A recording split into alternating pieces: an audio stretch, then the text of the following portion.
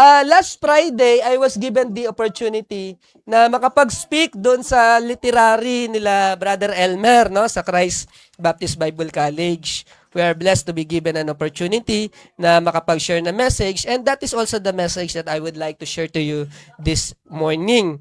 Okay? So Colossians chapter 2, okay?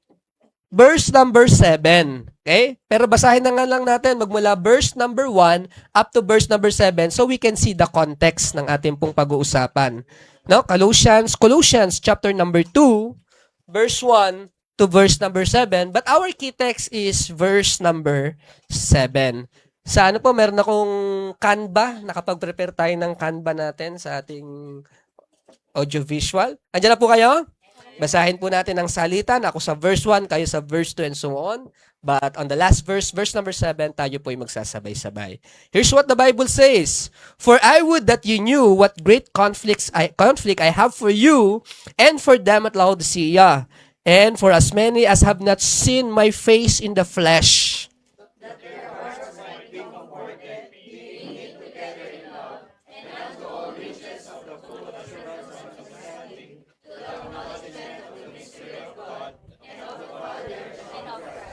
In whom are hid all treasures of wisdom and knowledge. And this I say, lest any man should beguile you with enticing words. For though I be absent in the flesh, yet am I with you in the spirit, joying and beholding your order and the steadfastness of your faith in Christ. As ye have therefore received Christ Jesus the Lord, so walk ye in him. Verse number 7, let's read all together.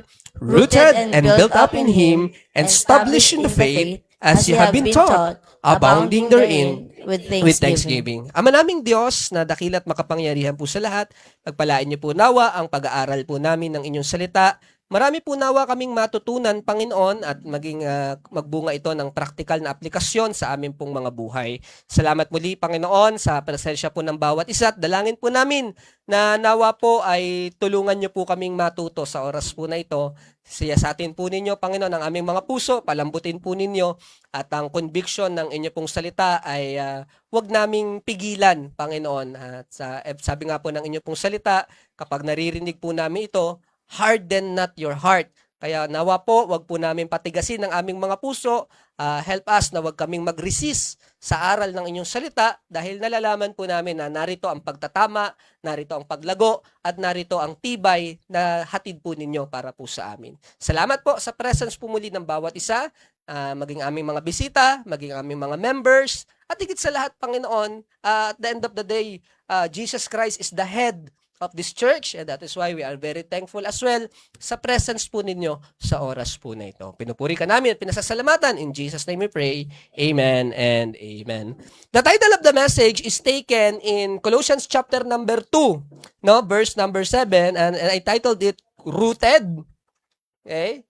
Ugat, okay? Rooted, built up, and establish. And syempre, dyan na rin manggagaling yung tatlo po nating punto sa oras po na ito. Okay? A little bit of background lang po on the book of Colossians. As you all know, at lagi ko na ito nababanggit, siguro paulit-ulit na, no, that the book of Colossians or the epistle to Colosse is one of the letters na sinulat ni Apostle Paul habang po siya ay nasa kulungan. Okay? If you read the book of Acts, especially doon sa chapter number 26, 27, and 28, na kung saan nag-appeal si Apostle Paul, no, sa emperor, no, kay Caesar, no, para ipawalang bisa yung pagkaka-aresto sa kanya sa Jerusalem. Pero pagdating niya doon sa Rome, siya po ay na-under house arrest. Okay, habang hinihintay po niya yung appeal niya doon kay Caesar, which is the highest level of government, no, or judicial system of those time. So, while he was under arrest, he wrote this epistle, yung Ephesians, Philippians, Colossians, and also Philemon. Yung apat na yan, kaya tinatawag po yan na the prison epistle. Okay? Or the first prison epistle. Bakit? Kasi meron pang pangalawa, actually, yung 2 Timothy. Iba naman yon, prison epistle din yon, pero yun yung pangalawang beses niyang pagkakakulong hanggang siya doon ay bawian na po ng buhay. Pero here on the Epistle of Colossians, you would notice dun sa binasa po natin that although the church is striving, malago yung church eh. Malago. And sabi nga ni Apostle Paul, kahit siya nakakulong, nakakarating sa kanya yung balita sa Colose. And when you read chapter number 2, verse number 1, it seems na hindi si Apostle Paul ang nag-organize o nag-establish ng church. Okay? Ibig sabihin, hindi ito katulad ng Corinthian church, hindi ito katulad ng Galatian church na si Paul yung nag-establish, but this church is already in existence. Okay? And may mga pag-aaral na ang nag-establish nito ay ang disciple na nagngangalan na Epaphras. Okay? Nasa chapter number 1 niya, mababasa po ninyo. And this same Epaphras ang naghatid ng balita kay Apostle Paul na nangyayari doon sa Colose. And what is happening in Colose or dun sa kung saan nakatira yung mga Colossians? Although yung church is striving, however, sila po ay pinuputakte, sila po ay inaatake ng iba't ibang mga doktrina. No, kasi nga Gentile na yan. So may background na sila ng Rome, may background na sila ng Greek, tapos may mga Jew pa. So, yung church that although is striving, but they are being attacked and being mixed with every kind of doctrine. Meron mababasa ka dyan yung about tradition, may mababasa ka dyan about vain philosophy, may mababasa ka dyan about legalism, may mababasa ka pa dyan yung sinasaktan yung sarili. Kasi akala nila yun na nakakalugod sa Diyos. Ang tawag doon ay asceticism. Yan, medyo mahirap lang banggitin. Asceticism. Yun po ang tawag po doon. So they are being attacked by this doctrine, and for these people, Christ is not enough. No? Christ is good. It's good for you to have the Lord Jesus Christ, according to them. Okay? According to those doctrine, it is good for you to have Jesus, but Jesus is not enough.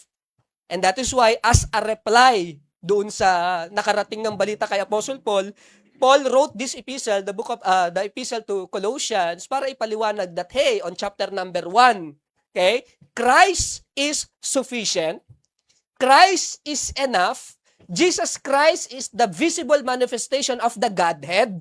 So, ipiniliwanag talaga niya yan sa chapter number 1.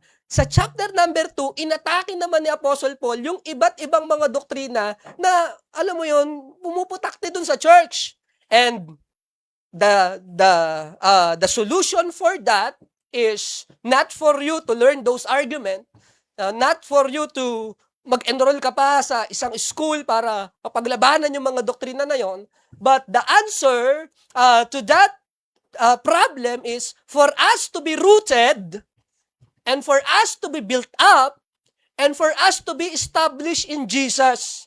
According kay Apostle Paul, hey, kahit anong doktrina sa labas, kahit anong cultural trend, no, kahit anong pagbabago sa kultura, it will never affect you if you are rooted in Jesus Christ.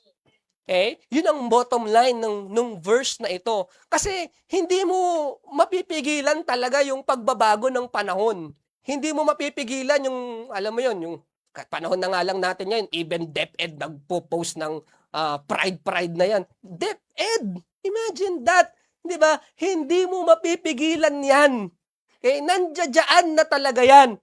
Pero if you are rooted, built up, established in faith, kapatid, mapoprotektahan mo ang iyong sarili at mapoprotektahan mo yung mga taong, alam mo yun, nakadepende sa iyo if we are truly grounded in the Lord Jesus Christ.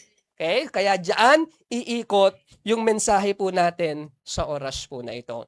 Okay? Diyan po iikot yung message natin. Now, dako po tayo dun sa aking unang emphasis, no? Yung unang punto ko sa umaga po na ito. Okay? The word rooted. Yan. Okay? The word rooted. The word rooted, diyan po sa verse po na yan, ay ang Greek word na rhizo. Yun. No? Pastor, paano? English na nga, nahihirapan na ako, nag-Greek pa tayo. Ano lang yan? Pandagdag lang yan ng art dun sa preaching natin. Okay? Pang ano lang yan, para magtunog scholar.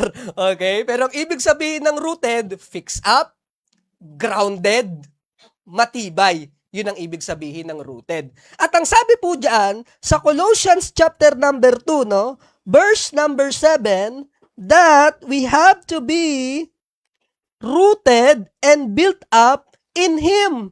Okay? So para ipaliwanag ni Apostle Pablo, gumamit po siya ng metaphor. Okay? Or ng illustration. And this metaphor is may kinalaman sa agriculture. Okay? Sa pagtatanim, no mga kapatid? Sa paghahalaman. Sino rito yung mga plantito saka mga plantita? Yan, ako dati. Pero simula nung ninakaw yung halaman ko, tinigilan ko na. Okay? Sinakay nila sa tricycle, nakita sa CCTV. Pambira. Nako po. Okay? Pero sa atin, no, mga minamahal, ang nais ng Diyos, tayo ay rooted sa ating Panginoong Hesukristo. Now, I want to open your Bible to the book of Psalms, chapter number 1, to verse number 1 to verse number 3. Ano pong sabi po ng Bible? Blessed is the man who walk not on the counsel of the ungodly, nor sitteth in the seat of the scornful, nor standeth in the ways of sinners. Verse number 2, ano pa nakalagay? But his delight is in the law of the Lord, and his law that he meditate day and night. Look at that.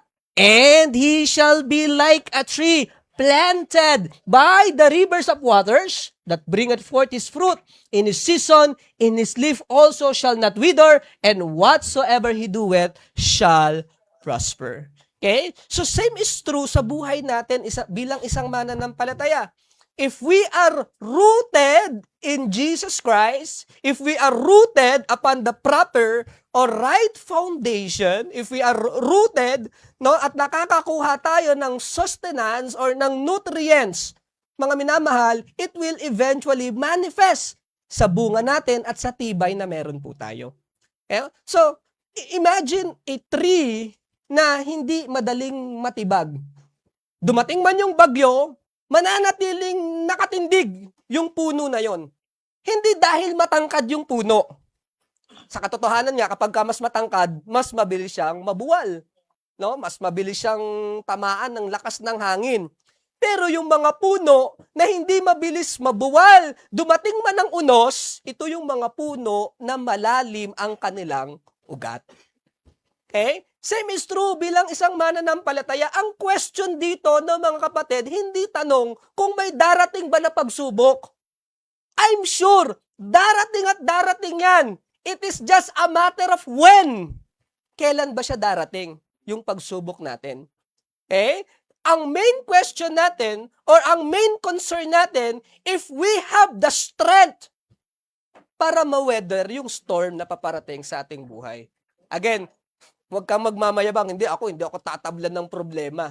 Wala pa naman eh. Hindi pa darating yan. No, it's not a matter na darating o hindi eh. Darating yan.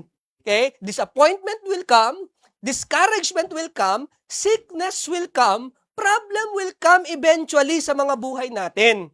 Okay? Talagang babagyuhin tayo, no, mga kapatid. But the question is, kung malalim bang ugat natin sa Panginoon para hindi tayo mabuwal? Our main concern. Okay? Kung dumating man yung unos, dumating man yung bagyo, tayo ba'y mananatiling nakatindig? So on Psalms chapter number 1, verse 1 to verse number 3, nakakita po ako dito ng sabihin na natin, tatlong major emphasis na pwede po natin pagmulay-mulayan. Look at this. Ang sabi po dyan, that he shall be like a tree planted in what? In the desert? No! Okay? Ang isang tao daw na ang kanyang buhay nakabase sa salita ng Diyos, siya ay hinalintulad sa isang punong nakatanim. Saan daw? He is planted in the rivers of water. Para siyang nakatanim malapit doon sa ilog. And alam mo naman yung ilog eh. Punong-puno ng nutrients. Gustong-gusto ng mga halaman yan eh. Punong-puno ng sustenance, punong-puno ng talagang mga sustansya. Yun ang gustong-gusto ng mga halaman eh. Hindi po ba? And look at this na mga kapatid. It means that God is our source. Di ba nga ang sabi po ng Bible, oy, for without me, sabi ni Jesus Christ, ye can do nothing. So this morning, I want you to understand that when we talk about being rooted, hindi ka rooted sa emotion. Hindi ka rooted sa tradition. Hindi ka rooted dun sa habit natin, yung nakasanayan mo lang. Kaya ka nagsisimba, hindi, nakasanayan ko na, schedule ko na talaga yan eh. No, we are rooted in Him. We are rooted in Jesus Christ. Jesus Christ is the very reason why we are here. Kasi nauunawaan natin that we are saved. The Lord Jesus Christ saved us. He justifies us. He redeemed us. No, He is our propitiation. And so on. We understand. Kaya nauunawaan natin that Jesus is really our source. Kaya may mga tao madaling mabuwal, madaling matukso, madaling ma-offend, madaling mawala ng pag-asa because their source is not the Lord Jesus Christ. We have to understand that it should be God. Siya dapat yung source ng ating kabanalan, siya dapat yung source ng ating kalakasan, siya dapat yung source ng ating tibay, siya dapat yung source ng mga biyaya na meron tayo. But the moment that we deny that fact na sabihin natin, hindi, kaya ako nandirito kasi graduate na ako, magaling ako, talagang pogi ako, maayos ako, talagang mabait naman ako, wala akong tinatapakan na tao. The moment we reject the fact that Jesus is our source, that would be the start of our downfall. That would be the beginning ng pagkasira ng mga buhay natin. So, He is our source. Secondly, when we talk about ugat, when we talk about root, hindi mo rin pwedeng alisin yung elemento ng tibay or strength. Sabi ko nga, lagi namang may bagyo eh. Kaya nga it's not a question kung darating o hindi. Darating yan. Di po ba? Kaya di ba nung may raming namatay dati nung Yolanda kasi sabi nung malakas to, signal number 4, itong pinakamalakas. Yung mga tao sa Tacloban, sanay naman sa bagyo yan eh. Para sa kanila, anong bagyo?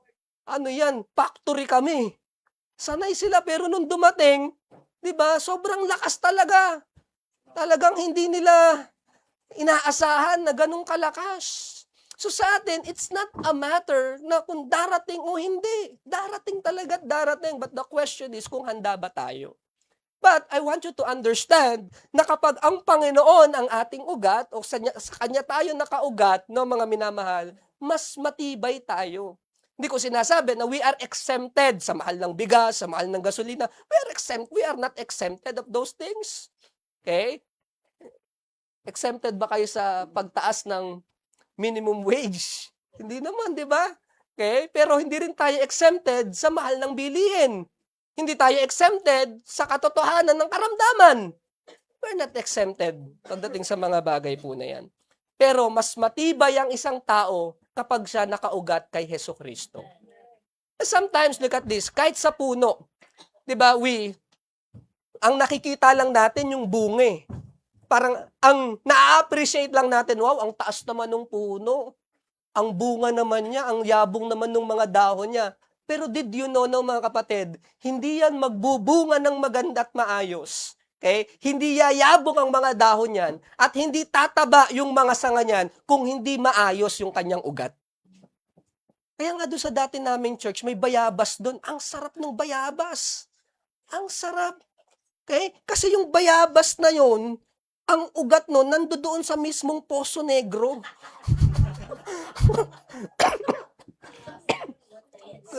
Punong-puno ng nutrients yun. Kaya gustong-gusto namin pinipitas yung bayabas eh. Napakasarap, napakataba nung na to. Kasi nga, doon yung sa Poso Negro nakaugat yung na yun eh. But anyway, we look at that, di ba? We appreciate yung ugat, we appreciate yung bunga, we appreciate yung dahon, we appreciate yung trunk, pero hindi magiging ganyan yan kung hindi maayos yung kanyang ugat. Look at this. Here's the principle, no, mga kapatid. Ang nakikita lang natin minsan sa preacher o sa isang mananampalataya, ang nakikita lang natin yung ayos ng kanyang pagbabahagi ng salita ng Panginoon. Ang nakikita lang natin yung panlabas, yung bunga. Hindi po ba? Pero dapat, no, mga minamahal, especially sa ating mga preacher, importante kung ano yung nakatago. Importante yung ugat. Kasi kapag mas malalim yung ugat mo sa Panginoon, it will definitely reflect sa fruit na meron tayo. Okay? Hindi natin kinakailangan mag-manufacture ng sarili nating bunga. Kapag malago ang ugat natin sa ilalim, kapatid, kusang magbubunga yung mga bagay na ginagawa natin para sa Panginoon. Okay? Hindi lamang sa usapin ng preacher, kahit sa mga pangkaraniwang mananampalataya. Sometimes, na-amaze tayo doon sa mga mananampalataya na talagang napaka-spiritual ng kanilang aura, ng the way sila magsalita, full of wisdom. Talagang nakaka-amaze. Pero alam po ninyo, hindi magiging ganun ang mga tao na yan kung wala yung private relationship nila sa Panginoon. Kasi private devotion, mauuna muna yan bago magkaroon ng public proclamation.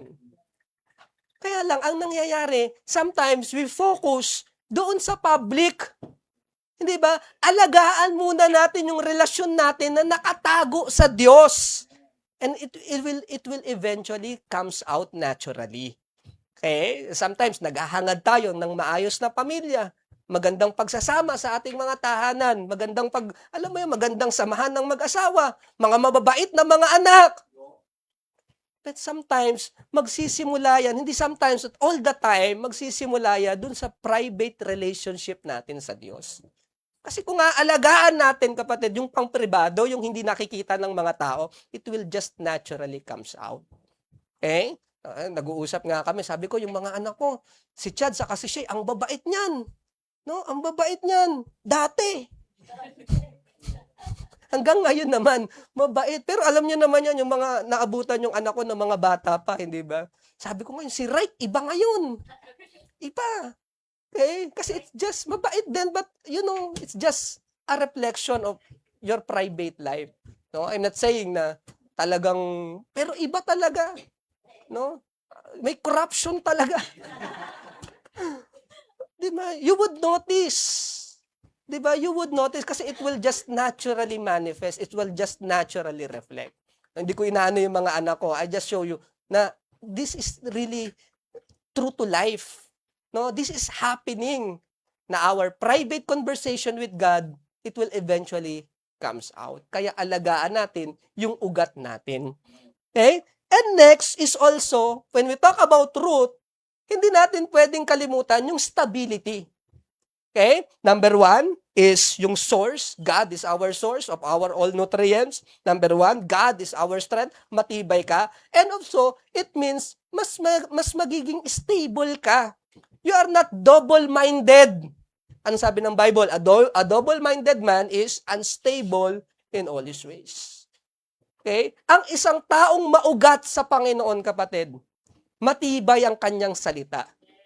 Pagkakatiwalaan mo. Bakit? Kasi alam mo malago siya sa Panginoon Hindi ka urong-sulong, hindi ka atras-abante, hindi ka hindi. Kapag sinabi mo, sinabi mo. Kasi alam mo Okay? Alam mo yung taong malago sa pananampalataya na tumutupad sa kanyang naipangako. That is stability. Okay? Kaya nga sabi ko sa mga young people natin, sa mga kababaihan natin, huwag ka lang basta maghanap ng gwapo.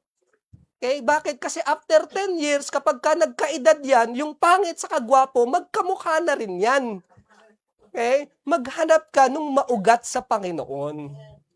Okay? Bakit? Kasi mapagkakatiwalaan mo yun Hindi ka urong-sulong, hindi ka mangangamba na baka pagtaksilan niya ako, o baka ganito, o baka may gawin siyang hindi maganda. Pagkakatiwalaan mo kung mahal niya ang Diyos. Di po ba? Matibay na pundasyon. Alam mo kapatid, walang kapalit na halaga yung assurance na meron kang peace of mind. Okay? Kaya pinag-uusapan namin ng misis ko, sabihin mo kasi sa mga young people, maghanap ng katulad ko. Okay. Tataas ng bangko. Sorry, ako preacher Okay? Pero pinag-uusapan namin really. Okay? Yung hindi siloso, hindi kasi alam mo yun, tiwala ka sa salita ng Panginoon na sentro ng inyong pagsasama. Ganun ang malago na isang tao. Okay? Sa paglilingkod. Hindi lang basta nagsisimba. Hindi lang basta gwapo. Hindi lang basta save lang or maganda lang or anything, no? Kinakailangan yung malago, yung lumalago sa Panginoon. Kasi I'm telling you, kapag ang taong yan, mahal niya ang Diyos, everything will fall into their rightful places. It will eventually fall. 'Di ba? Kahit hindi siya ganun kagwapo o hindi siya ganun kaganda, pero pag mahal niya ang Panginoon, araw-araw parang nagbabago mukha nito. Parang pagwapo siya ng pagwapo, paganda siya ng paganda, inaayos ng Diyos, kapatid. Oh, kasi ngayon, 'di ba, sabi nga lumalabo pala yung paningin mo, no? Oh, kasi nga anong sabi ng Bible? Man looketh on outward appearance, but God looketh on the heart. Hindi po ba? O I'm not saying na hindi na tayo mag-ayos. Hindi na sinasabi ko. Ang sinasabi ko lang, maghanap tayo nung kasama natin na lalago kayo pareho sa Panginoon. Hindi yung hihilahin kanya pababa. Kasi kawawa. Hindi po ba? Ganun yun. Rooted. Okay? Secondly, pag binasa natin yung Colossians chapter 2 verse number 7, so the word rooted here is the Greek word rizoo. It is a metaphor about agriculture. Kaya nga madali nating mauunawaan kasi lahat naman tayo, nag-aral naman tayo ng biology and alam natin kung paano umiiral ang halaman, hindi po ba? So everybody can relate. But just in case na hindi pa, nagbigay siya ng another metaphor. Okay? And that is our second point. The word built up. Okay? And the word built up here, unlike yung kanina, yung rizoo, which is agricultural, the word built up here is architectural. Okay? The Greek word oikodomeo.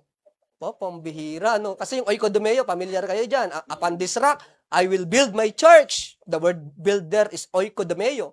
Okay? Here, bakit may oikodomeo? Kasi yung dito, na mga kapatid, it signifies na meron ng existing foundation. Meron ng existing foundation, dadagdagan mo na lang. Kaya pala built up.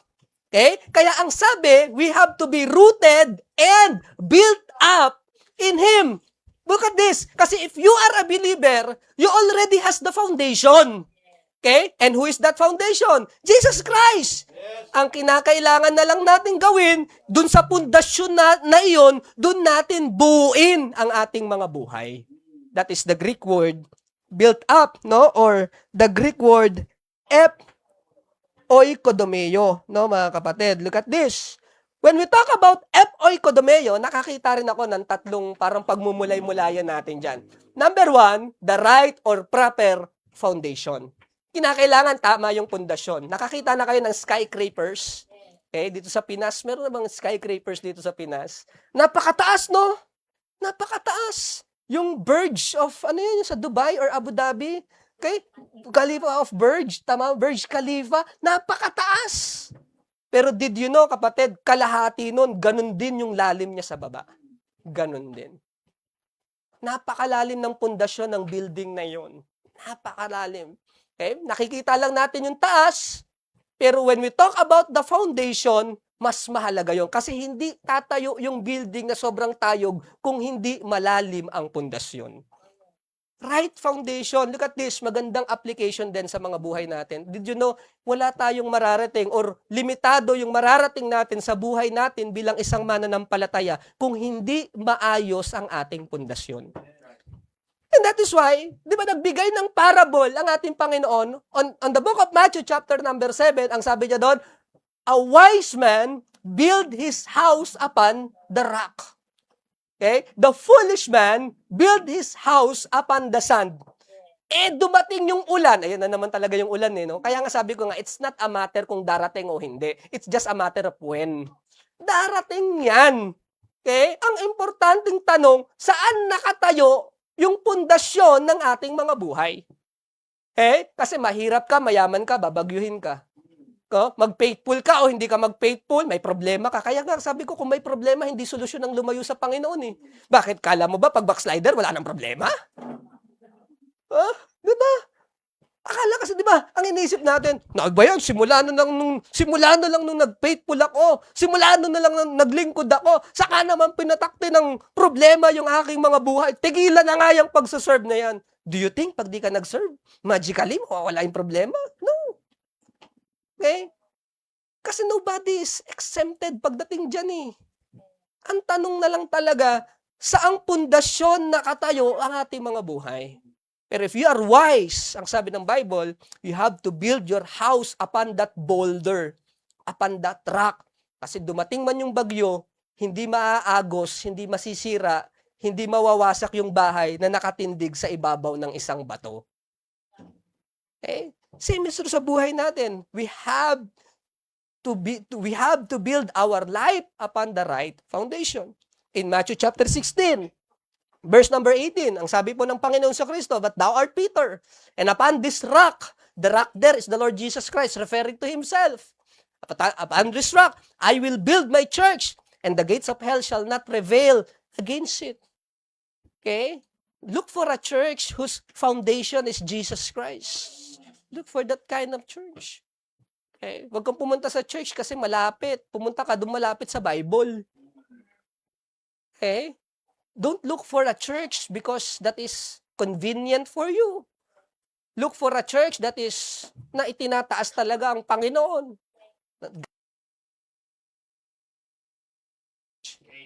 Okay?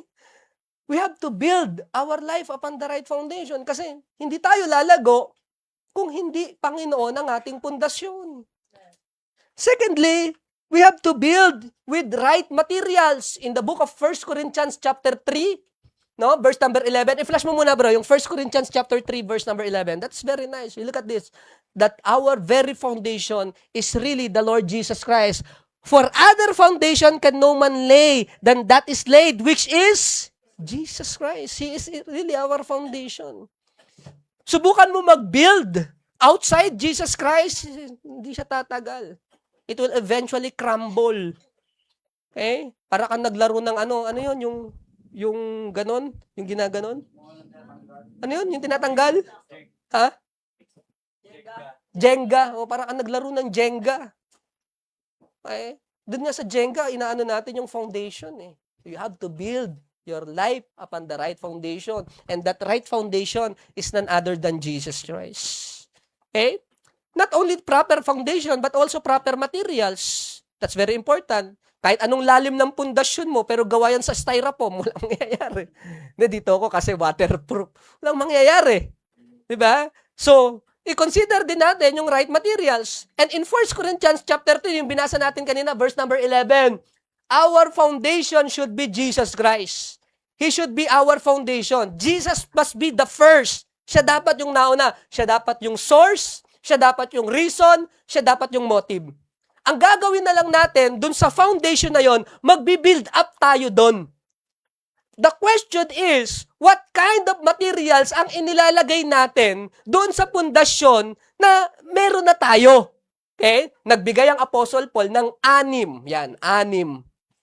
Na nakahati sa 2. Ano yung una?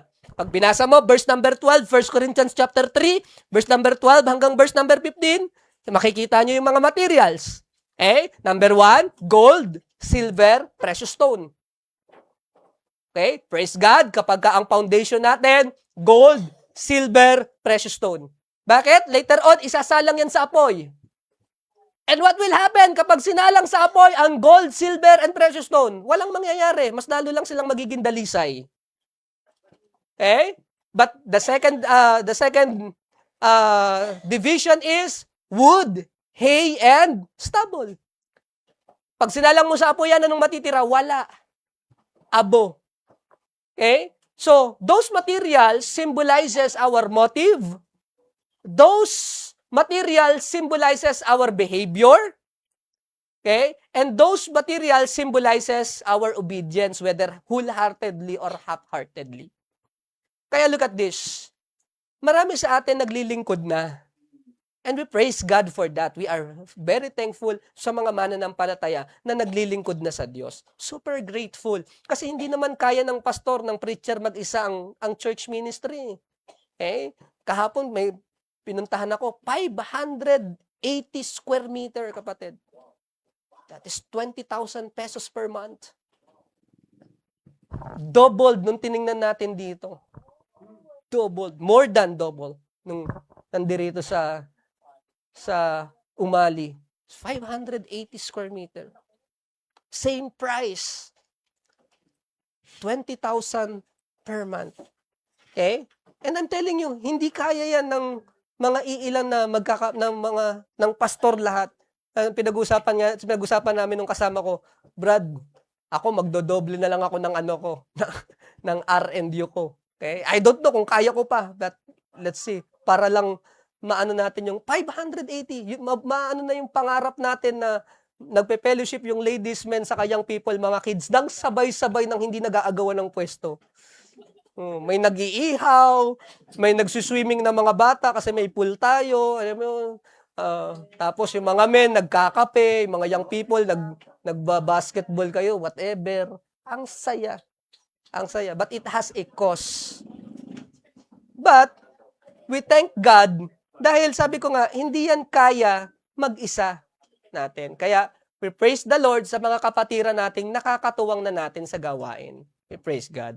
However, tatanungin pa rin natin ang ating mga sarili, magkakaroon pa rin tayo ng self-evaluation, bakit ko ito ginagawa? Kasi nga, ang sabi ng 1 Corinthians chapter 3, later on, lahat ng gawa natin isasalang sa apoy. So, hindi to question na kung gumagawa ka ba o naglilingkod ka o hindi. Ang tanong dito, bakit tayo naglilingkod? Kung mali yung motibo natin sa paglilingkod o yung mali yung attitude natin sa paglilingkod, wala. Nagsasalang lang tayo ng panggatong sa apoy. Okay? Walang matitira eventually. Pero kapag tama ang iyong motibo, tama ang iyong pag-iisip, tama ang iyong pag-uugali sa paglilingkod, we praise God for gold, silver, and precious stone, kasi pag isinalang mo yan sa apoy, mas lalo lang siyang magiging dalisay. Okay?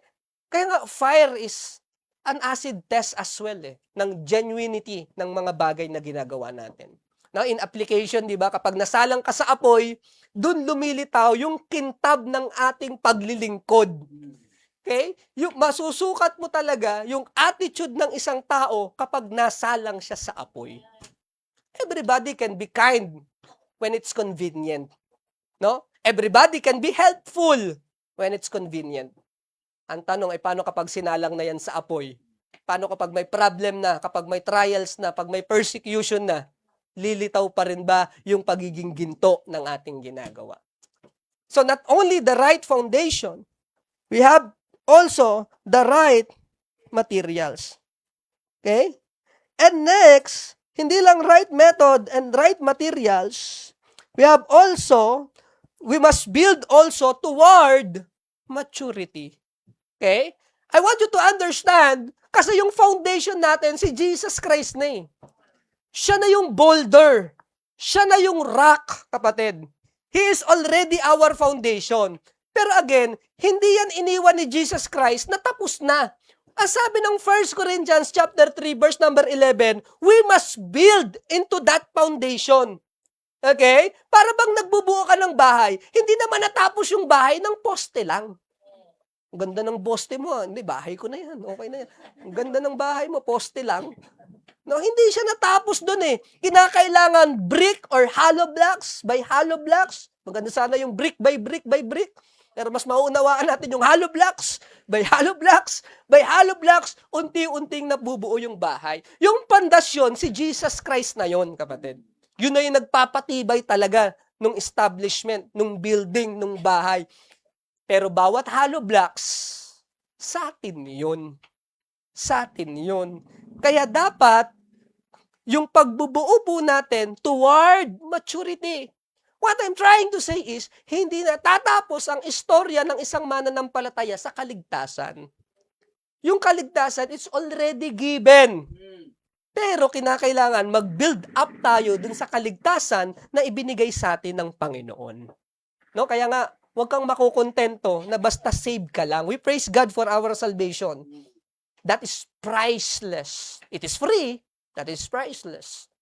Ang cost niyan is the very blood of the Lord Jesus Christ. His life, His death on the cross. Nag-aaralan natin kanina, no, yung positive and negative elements ng justification.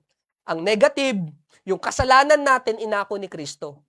Ang positive, yung katwiran ni Kristo napunta sa atin in order for us to be justified. Okay? You never take that for granted. Salvation is very costly because it is priceless. And yet it is free because somebody pays for it. Okay? Pero, as you know that you are saved, dapat hindi matapos sa kaligtasan yung kasaysayan ng isang mananampalataya. No? Kinakailangan nag-grow tayo, nagmamature tayo toward a certain point in our life na talagang ito na yung disenyo ng Diyos para sa atin. Okay? It's never a design of God na, forever ka lang baby. Hindi yun ang disenyo ng Diyos eh. Kahit ikaw, hindi ka natutuwa sa ganyan eh. Kapag lumalaki na nga yung anak natin, hindi ka na baby. Nakikipag-away pa, hindi, baby pa ako. Hindi ka na baby. 3 years old ka na, hindi ka na baby. Hindi, baby pa ako. Hindi, 20 years old ka na, hindi ka na baby.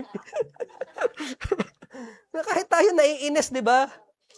O siguro kapag may anak ako tapos 20 years old na, hindi pa makabiyahe mag-isa, babatukan ko talaga eh.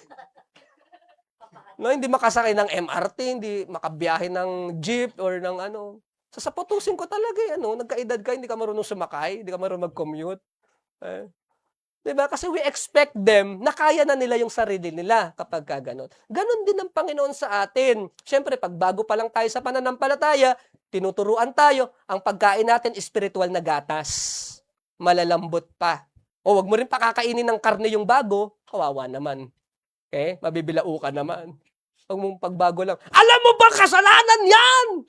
Kawawa naman yung tao. Hindi pa niya kayang i-bear because that person is spiritually babe.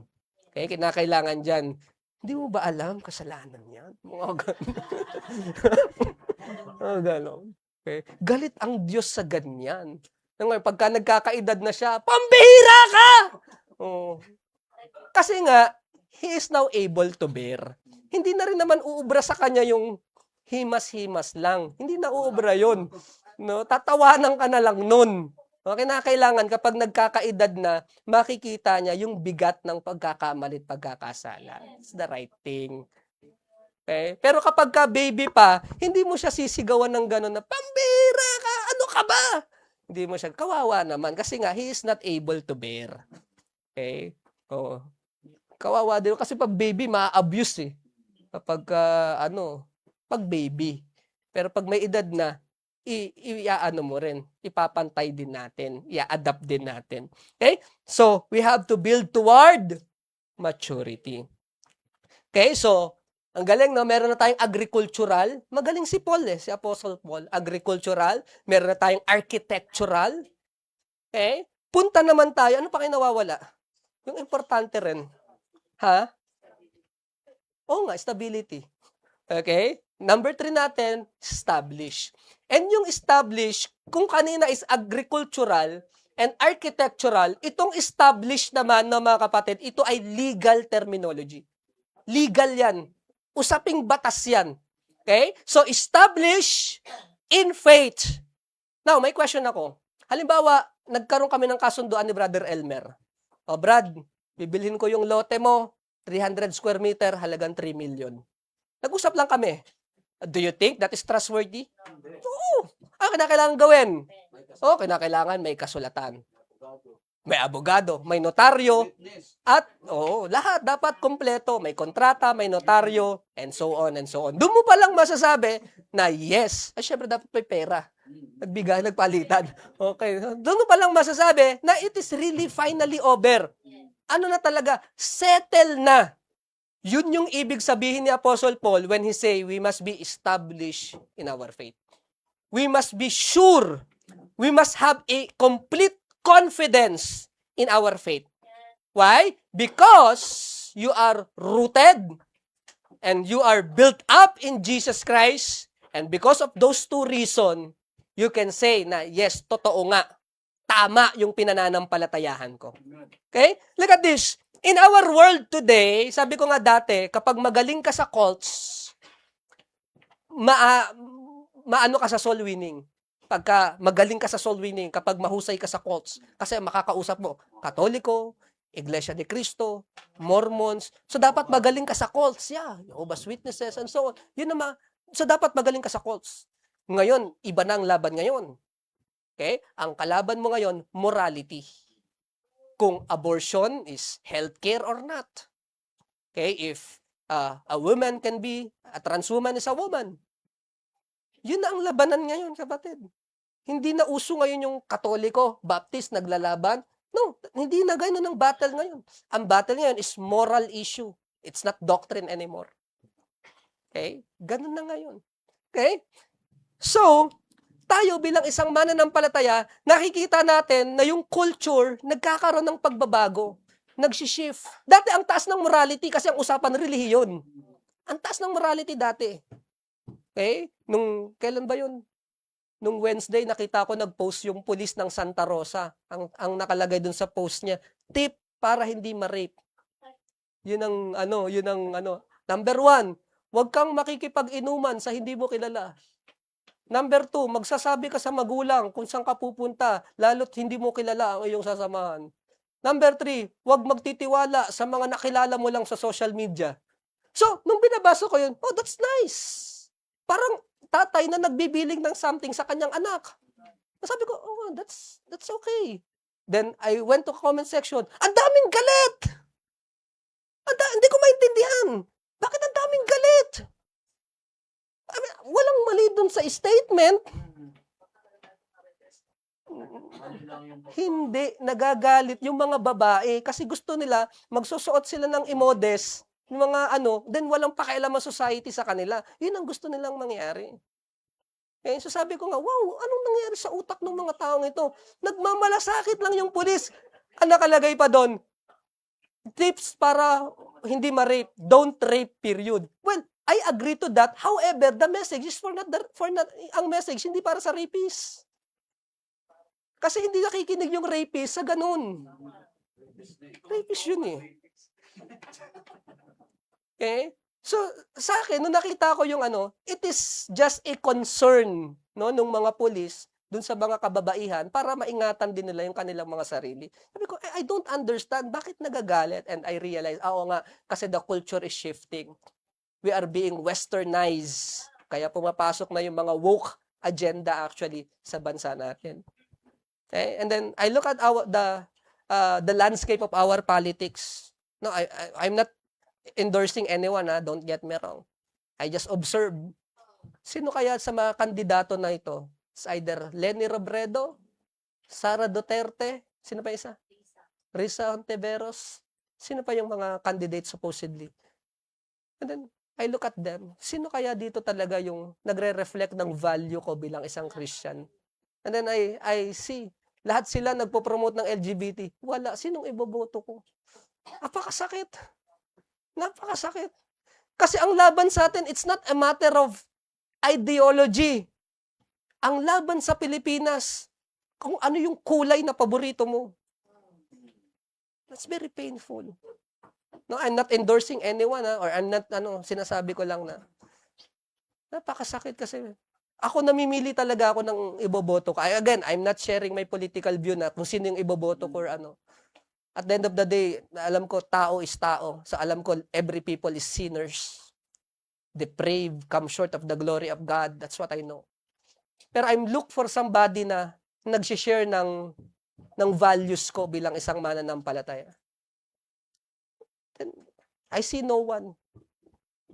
Anong gagawin ko? Ibablanko ko lang yung balota ko. Ipapasa ko lang, pero blanko lang. Ganun lang ako. Sanay ako bumoto ng blanko. Okay, may mga binoboto ko dati, alam ko hindi mananalo, pero that person reflect my position. Okay? Pero nakakalungkot. No, nakakalungkot kapag gano'n. Sabi ko, Lord, sana mag-raise up ka ng mga mananampalataya na tatakbo rin sa posisyon na hindi makokorrupt ng sistema namin. Yun ang panalangin ko na lang sa Panginoon. Okay? Ewan ko kung meron sa church natin tumakbo. No? Yung talagang magiging niya na leaders. Hindi, nakita ko, it's all for the vote. Kaya nila sinusuportahan, it's all for the vote. Because these people has numbers. Kaya agree sila sa ganong klaseng position without thinking kung ano yung effect nun sa family natin, sa values natin. Then I realize, kaya malapit na pala yung botohan, kaya lahat na lang may pride. Lahat na lang ng barangay, lahat na lang ng kandidato support sa pride. Kasi it's a matter of vote, pero it's not a matter of principle. Nakakalungkot. Okay? So, as a Christian, we have to be established in our faith. Look at this. Number 1, let us confidence in God's word. Pagtiwalaan mo yung salita ng Panginoon. It is the word of somebody who cannot lie. Hindi ka pagsisinungalingan ng Diyos. Pagtiwalaan natin. Okay? Let us be assured in God's promises. Sigurado, it is history in advance. Sigurado ang pangako ng Panginoon. And let us rest in God's faithfulness. Okay? Sabi ko nga, ang sarap pagka ang kasama mo, trustworthy. Ang sarap ng mga kasamang ganun. Trustworthy. Man and woman of their words. Trustworthy. Kasi parang pag ganun ang mga kasama, alam mo yung talagang sanggang dikit mo, na kahit anong mangyari, hindi talaga, wala talagang iwanan. Ang sarap ng mga ganun, yung talagang sanggang dikit mo talaga. Pero ang Diyos, hindi ka talaga niya iiwanan. Yung kanyang salita, yung kanyang pangako, at kanyang katapatan, isang bato yon na pwede talaga nating sandalan. I don't know about you, pero have you feel na parang wala ka nang kayang pagkatiwalaan sa mundong ito? No? And hindi ko masisi bakit a lot of people, they are very disappointed, discouraged, and sometimes even angry sa mga religious people. I understand. May mga pastors na na-involved sa sexual immoralities, abuse. And when you hear the news, may mga doon, pastor, nakasuhan ng rape. And then, kaya nauunawaan ko yung disappointment ng mga tao yung hurt ng mga tao, yung nauunawaan ko. And they have every right para maramdaman yun. Okay? Ang panalangin ko ng taga sa Panginoon, Lord, wag mo nawang pahintulutan na mangyari sa akin yun, yung ma-abuse mo yung mga tao. Especially kids. No. Kaya nga sinasabi ko ngayon kasi so that I can be accountable sa mga members natin. In my mind, I will never do that. Ayoko. Una, I love my family. I love my church. I love the church. And then, nung nababalitaan ko, minsan kaibigan pa namin na balitaan mo na ko. It's very painful. Lord, why? These people are man of God. Kung meron kaming dapat pagkatiwalaan na nagsasabi ng totoo at yung pangako nila dapat na panghahawakan, dapat it should be the man of God. Should be the pastor. Kung may nagtataas man ng level ng morality, it should be the pastor. We must be the source of wisdom and strength in our church. And why is that? Pero sabi ko rin, no, sinaway ko rin yung sarili ko. Huwag kang mayabang. Huwag kang pakakampante kasi hindi naman yan nagising ng ganun na lang Na biglang nahulog na lang sila sa tulay Obviously, it is little by little by little. Kaya kung hindi natin i-guard yung ating sarili, baka matulad din tayo sa ganun. Ayun ang prayer ko sa Panginoon, don't allow me to. Ganun ang Ayoko masira yung family ko. And syempre, ayokong madungisan yung church na ipinagkatiwala sa atin ng Panginoon. It's painful. Okay? We have to be established in faith. Okay? We have to be sure. This is legal terminology na sinasabi ni Apostle Paul, hey, because you are grounded, rooted, and built up in Jesus, you can be sure of your faith. Hindi ka easily offended. Kahit anong doktrina, hindi ka easily tosto and fro. Hindi porke may nag-preach na, wala nang kaligtaan, hindi na, by works ang, wala nang tithes, or by works ang Old Testament, rightly dividing the word of truth, or kaya pinili lang ng Diyos ang maliligtas. I'm telling you, if it's new, it's not true, and if it's true, it's not new. Walang bagong doktrina na pahihintulutan ng Panginoon na hindi na ituro ng mga apostles noong unang panahon. That's impossible. 2,000 years of church history, tapos ngayon lang lumabas yung doctrine? That's ridiculous. Tapos ang sabi pa nila, hindi kasi yan tinuturo sa Bible school. Yun ang sabi na, yeah, of course. Hindi tinuturo sa Bible school kasi mali. Did you know may bago ngayon? Kapag daw hindi ka faithful, Kristiyano ka, hindi ka daw mapupunta sa langit. Mapupunta ka sa outer darkness. Ang lala. Baptist pa yung nagtuturo. Sabi ko, ang lalala ng mga to. Lalakas ng tama sa ulo. Kaya dapat daw magpe-faithful ka para hindi ka mapupunta sa outer darkness. Pambirang kalokohan yan. We have to be established in faith. Okay? In our conclusion, number 1, again, rooted, rizoo. Okay? That is agricultural. Next, built up, oikodomeo. That is architectural. And lastly, establish. Ano establish? Bebailo. That is legal or commercial terminologies. Na kung saan ang isang usapan pwede mong pagtiwalaan kapag kayan talaga matibay, nakakontrata, nakanotaryo. Ganun po ang ibig sabihin po niyan. At yan ang nais ng Panginoon sa atin. No? Again, it's not a question kung darating yung bagyo. Darating yan. But the question is, are you rooted in Jesus Christ? Secondly, okay, kung nais natin tumaas ang ating narating para sa Panginoon, concern din natin yung paglago natin sa baba. Okay? And lastly, pagtiwalaan natin ng kanyang salita dahil ang Diyos na yan, kailanman hindi nagsisinungaling. Yun lamang po ang mensahe natin sa umaga po na ito. Rooted, built up, and established. Let us pray. Ama naming Diyos na dakila at makapangyarihan po sa lahat. Maraming salamat po sa pangangaral ng inyo pong salita, Panginoon. Kami po ay nagagalak, O Diyos, na minsan pa kami na naman po'y natuto. At nawa po, ito po'y naghatid po sa amin ng panibagong tibay, panibagong aral, at panibagong pagkaing espiritual para po sa aming mga kaluluwa.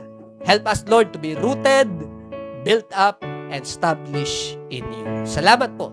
In Jesus' name we pray. Amen and amen.